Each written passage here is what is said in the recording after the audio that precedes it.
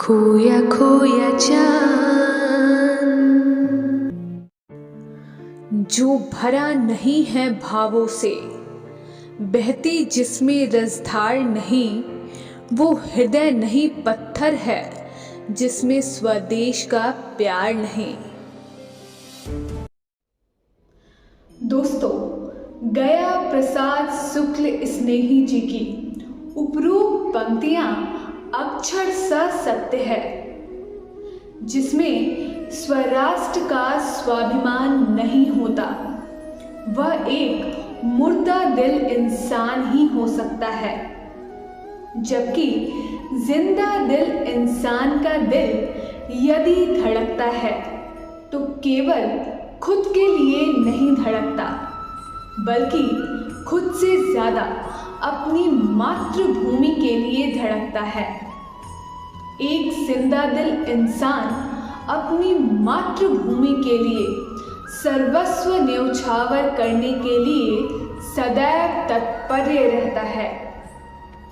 यही कारण है कि चंद्रशेखर आजाद को अपनी ही कनपट्टी में गोली उतार लेने में कोई पीड़ा नहीं होती, तो भगत सिंह को फांसी के फंदे पर हंसते हंसते झूल जाने में आनंद का अनुभव होता है।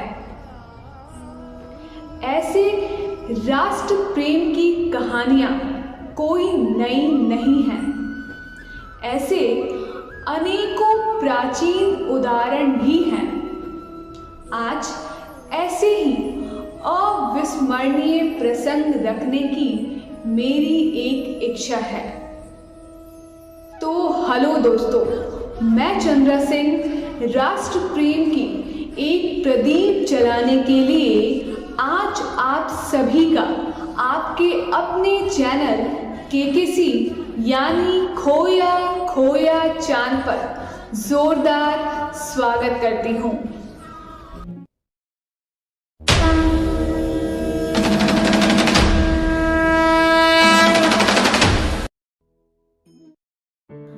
दोस्तों, आपको यह स्मरण कराते हुए भी मुझे अपार हर्ष हो रहा है कि आज का यह एपिसोड 25वां एपिसोड है, अर्थात सिल्वर जुबली एपिसोड। इस भावुक कर देने वाला आपके साथ आरंभ हुए सफर के लिए आपका धन्यवाद करना तो बनता ही है। अतः मैं पूरे दिल से कोटिशः धन्यवाद करती हूँ। इसके लिए मेरे पास अन्य कोई शब्द नहीं है।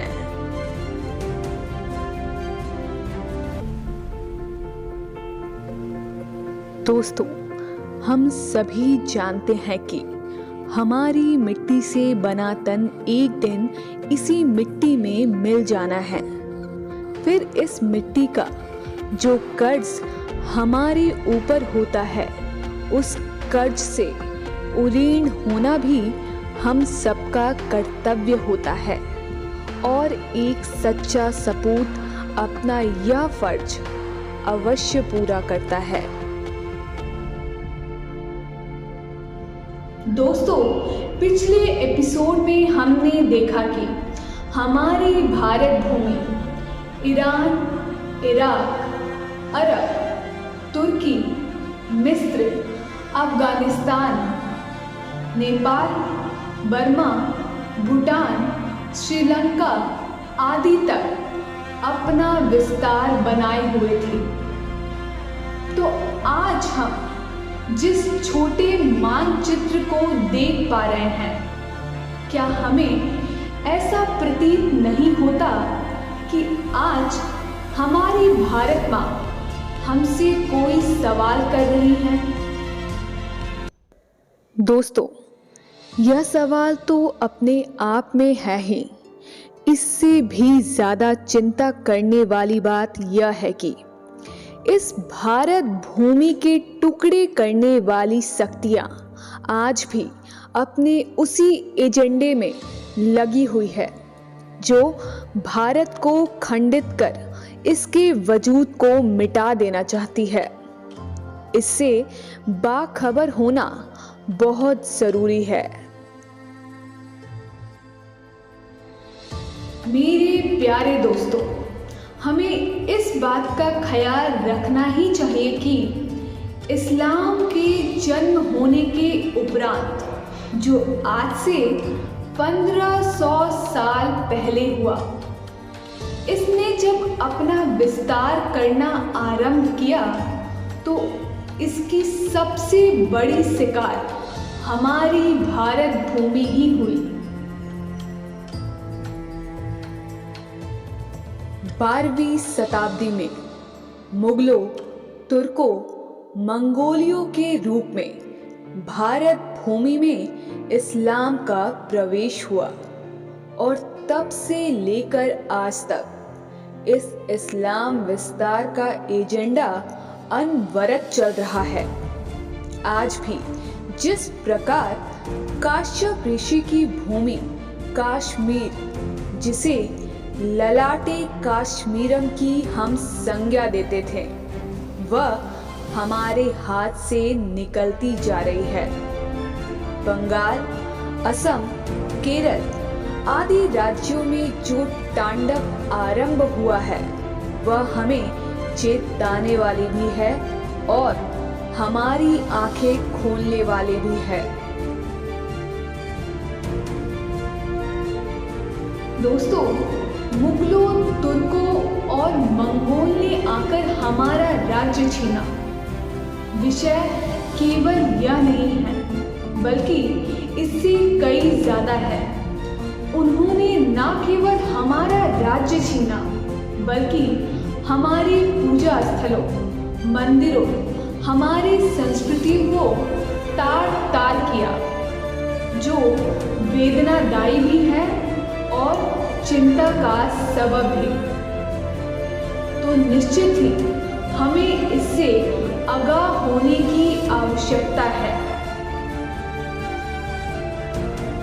दोस्तों, उसी कालखंड का एक प्रसंग ऐसा भी है जिसे सुनकर हम सभी भारतवंशियों को भरपूर गर्व होगा। हमारा एक सम्राट ऐसा भी था कि उस विकट समय में भी अपनी संस्कृति को नहीं भूला। हमारी संस्कृति की एक प्रमुख विशेषता है क्षमाशीलता की। इस क्षमाशीलता की जो मिसाल उसने पेश की, वह इतिहास में युगों युगों तक याद किया जाएगा। और जानते हैं उस सम्राट का नाम क्या है? उस सम्राट को हम सभी पृथ्वीराज चौहान के नाम से जानते हैं। जी हाँ, वही पृथ्वीराज जिसने मोहम्मद गौरी को 16 बार पराजित किया और 16 बार जीवन दान दिया। मगर जब 17वीं बार गौरी जीता तो वह पृथ्वीराज को बंदी बना गजनी लेकर चला गया और वहां गर्म सलाखों से उनकी आंखों को अंधा कर दिया गया। मगर धन्य वह भारत पुत्र जिसने अपने शब्द भेदी बाणों से अंधा होते हुए भी उस सुल्तान के प्राण हर लिए। आपको स्मरण होगा कि पृथ्वीराज चौहान के मित्र चंद्रवरदाई की इन पंक्तियों में जो इशारा किया गया, वही सुल्तान की मौत के लिए काफी थी। आप भी उन पंक्तियों को ध्यान से सुने। 4 बास 24 गज अंगुल अष्ट प्रमाण, ता ऊपर सुल्तान है मत चूको चौहान।